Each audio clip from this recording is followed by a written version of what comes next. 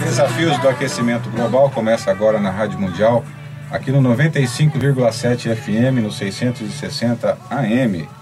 E hoje nós temos aqui um entrevistado especial, já esteve aqui no nosso programa o ano passado, Fábio Feldman, e nós vamos fazer um bate-papo com ele aqui nesse assunto que foi comentado no mês de dezembro aqui no nosso programa, com relação à Conferência das Partes lá, da Convenção das Nações Unidas de Mudanças Climáticas, e o Fábio ele participou ativamente lá e vai trazer para nós aqui as informações diretas do evento. Tudo bem, Fábio? Tudo bem. Primeiro, bom 2009 e mais uma vez obrigado pela oportunidade de estar aqui batendo um papo com você.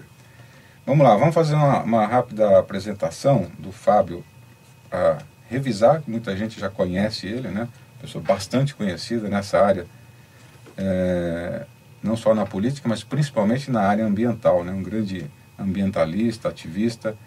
Ele é administrador de empresas pela Fundação Getúlio Vargas e também formado em Direito pela USP.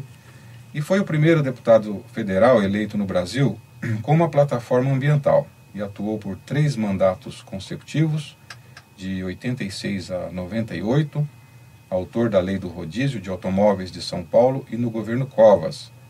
Assumiu o cargo de secretário estadual do Meio Ambiente, foi o fundador da ONG SOS Mata Atlântica, é integrante do conselho diretor da OCIP, Organização da Sociedade Civil de Interesse Público, Amigos da Terra, Amazônia Brasileira, e idealizador do Fórum Brasileiro de Mudanças Climáticas.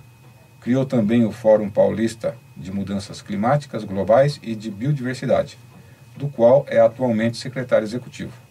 Hoje dirige a sua empresa, a FF Consultores, que é especializada em meio ambiente e desenvolvimento sustentável.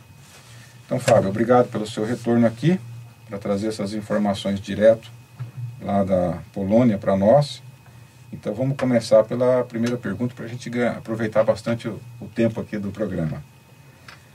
Para o ouvinte que está acompanhando, vamos dar uma explicadazinha do que é a COP, né? A Conferência das Partes, de onde surgiu isso, fazer um breve histórico aqui.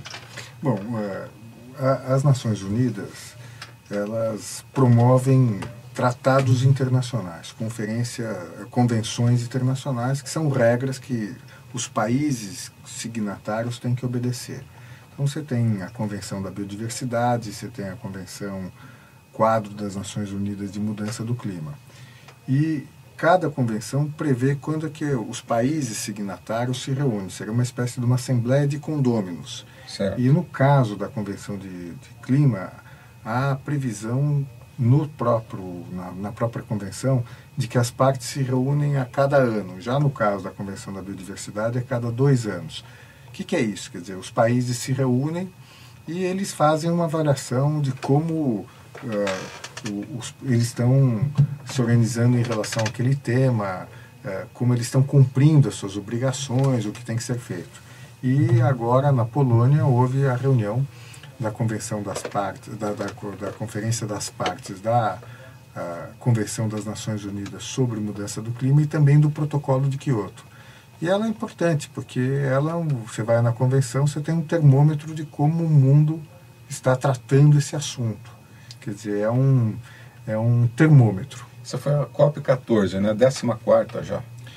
A primeira, quer dizer, a Convenção de Mudança, a Convenção Quadro das Nações Unidas de Mudança do Clima, eu digo que ela é quadro, porque ela foi complementada depois pelo Protocolo de Quioto. É como certo. Uma Constituição que exige complementação através de tratados, outros tratados internacionais. Então ela foi assinada em 92, a Convenção Quadro das Nações Unidas de Mudança do Clima, entrou em vigor em 94 e a primeira conferência das partes foi em 95. Já certo. No caso da Convenção da Diversidade Biológica também, ela entrou em 94 e eu sempre digo que nesse caso os Estados Unidos não é signatário, portanto ele participa no caso da biodiversidade, mas como observador.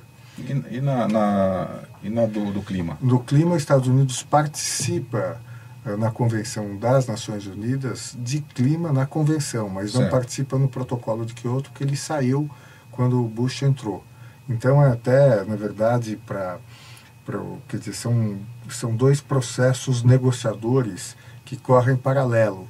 Tá? Quer dizer, você tem até interessante, porque praticamente são as mesmas pessoas, mas ora elas estão reunidas no âmbito da convenção, ora elas estão reunidas no âmbito do protocolo de Kyoto. Certo. Quer dizer, então, é interessante, porque quer dizer, são dois trilhos de negociação que correm paralelos e que, inclusive, tem que se comunicar. Quer dizer, nós não sabemos ainda, e isso vai ser decidido no final desse ano em Copenhague, se o que vai ser feito em relação ao clima se dará no âmbito do protocolo de Kyoto ou no âmbito da convenção. Estou dizendo okay. isso porque nós não sabemos ainda se a administração democrata, ou seja, se o presidente Obama vai voltar ao protocolo de Kyoto. Eu tenho muita dúvida. Ou se vai permanecer no âmbito da convenção, e é nesse âmbito que nós vamos discutir o que tem que ser feito em Copenhague. Mas a ideia dessa última reunião foi a discussão do pós-2012, onde termina essa primeira fase do protocolo de Kyoto, vai 2008 e 2012, né? Quer dizer, você acha que pode existir até um outro documento? Pode, diferente? É difícil de dizer, mas pode ser que, quer dizer, muita gente fala em pós-Kyoto, e essa é uma discussão ainda não resolvida, porque você pode fazer uma mudança e manter o protocolo de Kyoto e criar um outro período de compromisso que não é a posição norte-americana, você pode pensar em alguma coisa no âmbito da convenção. Certo. Quer dizer, por exemplo, vou dar concretamente uma discussão que está em curso.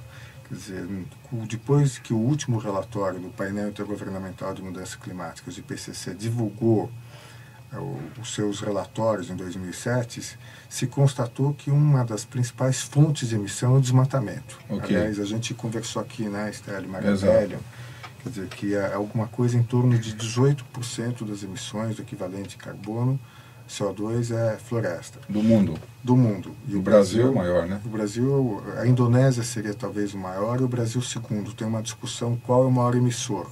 Agora, dentro das emissões brasileiras, o desmatamento o desmatamento mais da metade, né? Não, mais de 70%. Ah, ok. Do CO2, né? Do seu equivalente a CO2, 70%. né? Então, quer dizer, o que acontece? Tem uma discussão que é interessante quer dizer, vamos trabalhar o tema de florestas e uma das ideias é vamos compensar os países que mantêm florestas em função de eventualmente não poderem dar um uso, por exemplo, para a agricultura. Essa discussão está se dando no âmbito da convenção. Ela não está se dando no âmbito do protocolo de Kyoto. Ah, ok. Então, quer dizer, são discussões interessantes, porque, enfim, o que todo mundo espera é saber o que vai acontecer com os Estados Unidos. Quer dizer, Copenhague, quer dizer, essa reunião, eu estava comentando com você antes do programa e com a Maria Amélia, a reunião de Poznan foi uma reunião café com leite, porque todo mundo estava aguardando o que vai acontecer com os Estados Unidos. Perfeito. Então, quer dizer, foi uma reunião, eu que acompanho o COP, eu que fui parlamentar, foi uma reunião que, no fundo, estava se ganhando tempo. Quer dizer, estava se empurrando a negociação um pouco para frente.